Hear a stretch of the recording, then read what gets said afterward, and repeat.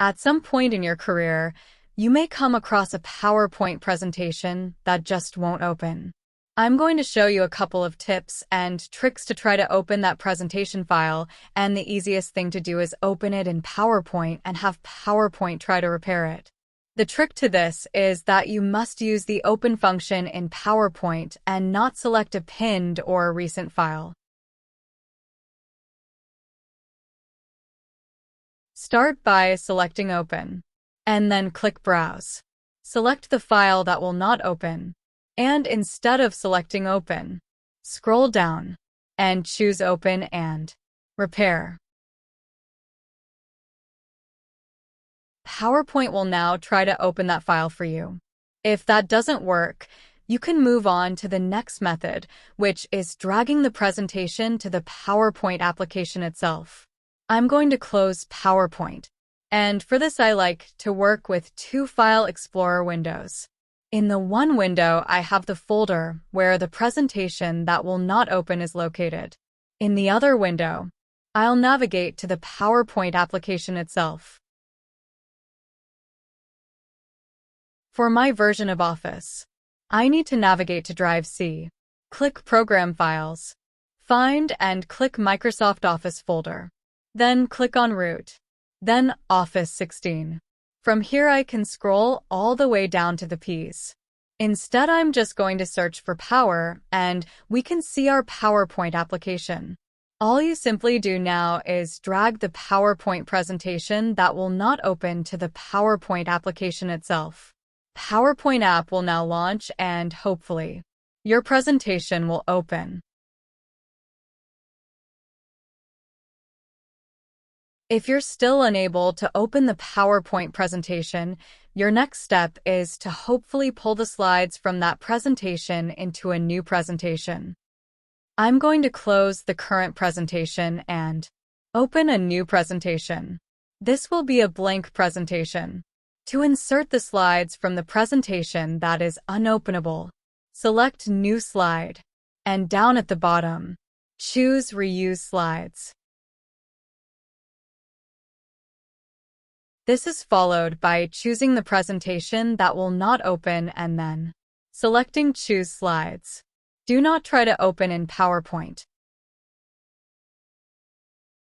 If you can see the slides, select the slide that you want to insert into the new presentation.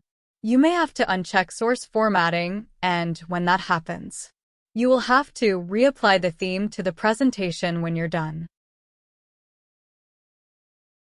This is also a great tip if you have a presentation that has damaged slides. The next step in troubleshooting a presentation that will not open is to rename the temp file if it exists. So for right now, I'm going to close this presentation and open up a new one. To make it a little bit easier to see, I'm going to maximize our window. I'm going to select our presentation.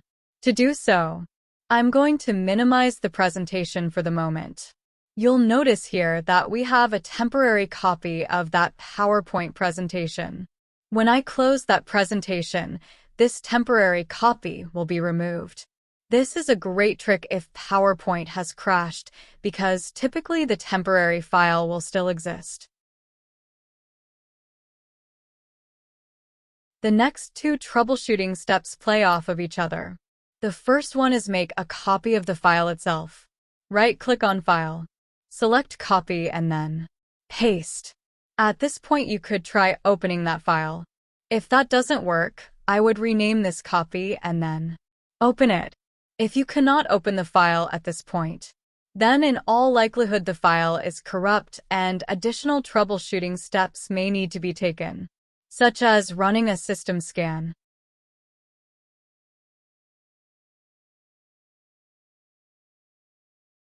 Before we wrap this lesson up, there is one last tip that you can use to recover damaged data from a presentation. If you can open the presentation but the data is corrupted, you can use this trick to pull all the text back in our presentation. What you'll do is save the presentation as an outline or rich text file. To do so, select File, click Save As, Browse, and then select Outline RTF. Once you're sure, click Save. Let's go back to our folder and you'll notice that we now have a rich text formatted document.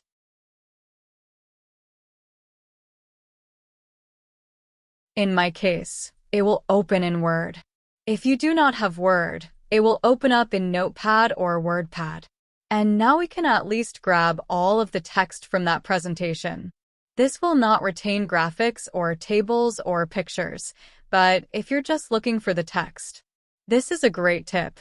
For additional tips, tricks, and troubleshooting techniques, please refer to the PowerPoint Help Center.